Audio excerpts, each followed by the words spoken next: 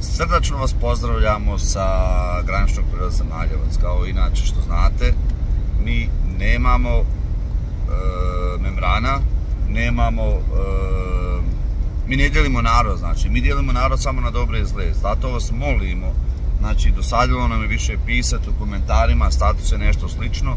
Znači mi vas molimo da na Facebook stranici Granični prelaz Maljevac i na našem portalu, kao i na YouTube kanalu GP Maljevac, ne pišete komentare koje vređuju druge vjere, znači druge vjere, druge nacije, nešto slično. Znači mi vas molimo, svako onaj ko bude pisao, mi blokiramo redovno, ali nemamo vremena toliko da se bavimo informacijama, istraživanjima i na to se još moramo uvoditi red u komentarima zbog nekih pojedinaca, znači radi se o pojedincima. Tako da treba će nam možda još 5 ljudi koji će samo komentare blokirati, ali vidjet ćemo o tom potom, na tome radimo trenutno. Svako dobro vam želim.